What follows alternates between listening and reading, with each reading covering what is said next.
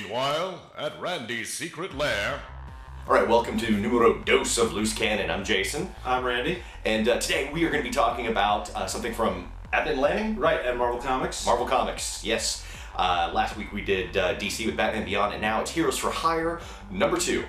And tell us what Heroes for Hire is about. Right, so Heroes for Hire is Abnett Landing coming down from the space-based stuff they've been doing for years now and going to the street level with what's the variety of characters we got there? A bunch of people who aren't really team players, usually. Not at all, yeah. Ghost Rider, Elektra.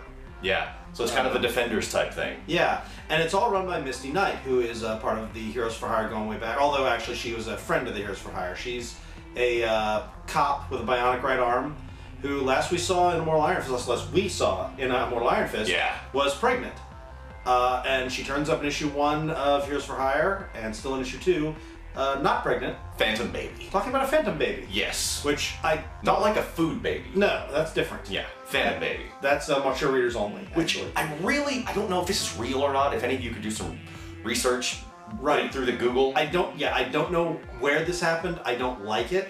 I really want Phantom Baby to be real for my purposes, though, not for the comic book. Right. Well, I want there to be a Phantom Baby one-shot. I want a girl to give me that phone call, and I'll just be like, no, it's a Phantom Baby. Phantom Baby. Yeah, don't worry about it. It'll resolve in a few issues, maybe even off panel. Goodbye, click. And then I change my name. Yeah. But you've done that before. I'm gonna edit that out. Anyway. Heroes for Hire is Misty Knight in sort of the Oracle from DC role. Very much so Oracle. Yeah. She's calling up and she's like, "Hero, are you for hire tonight?" And she calls up various people, sends them packages, and they go out and do missions for her. Those people include Falcon, Black Widow, as well as more non-traditional, like she hires Elektra to kill a dude. Which doesn't make a lot of sense. It doesn't make a lot of sense, but is addressed in Heroes for Hire #2, where Paladin's her only op who knows it's a team. Everybody else is just working on spec, basically. They're working for her. Paladin knows that she's hiring other heroes, and he's her sort of backup and intelligence analysis guy. And in this second issue, by the way, Paladin is a character I've always liked, even though nobody's done anything good with him in quite a while. Yeah. In this issue, he actually goes and does some research on these weird guns that can shoot through anything. And what he finds out is very interesting. Devil guns! Devil guns. Devil guns! Another great concept. Abnett Landing is what they do.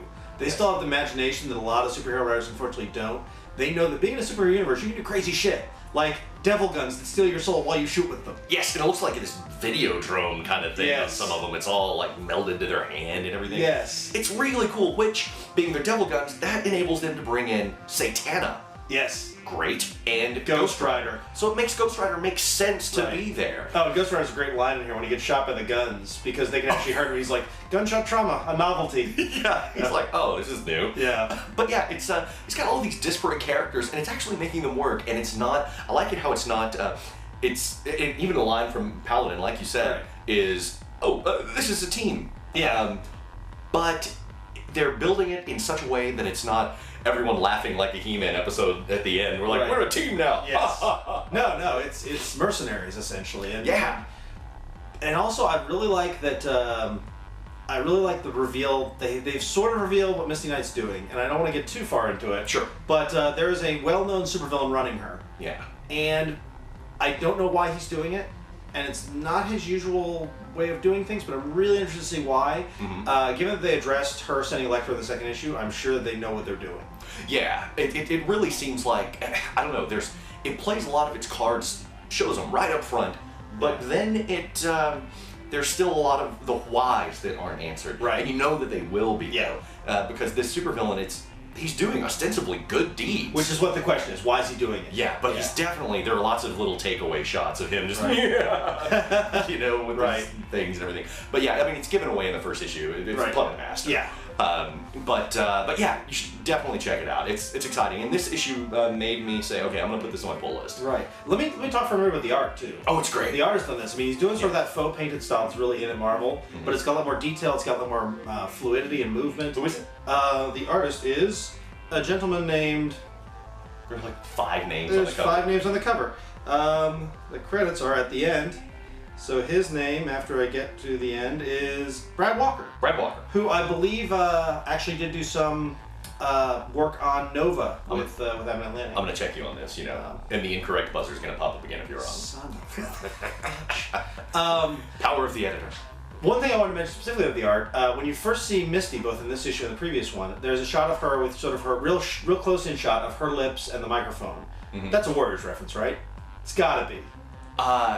You've actually seen that used in a lot of like 70s movies. Right. It was in The Warriors. You can see it in John Carpenter's The Fog, right, where it's the female DJ. But it's a riff, right? It's got to. Yeah, it's got to be something. And I love the shot. It's a great reminder that that's what there's a voice of God calling down to them. And the action all makes sense. Oh, yeah. There's none of this like Chris Bacalo or whatever you say his name, like reading and going, what the hell just happened? Yeah. It's all very clean and crisp, and it's just perfect book. And I want to say that CBR gave it like 5 out of 5 stars. Yeah, it's been getting some good buzz, and I know I love it. I'm really happy with it. It's my favorite Marvel books right now.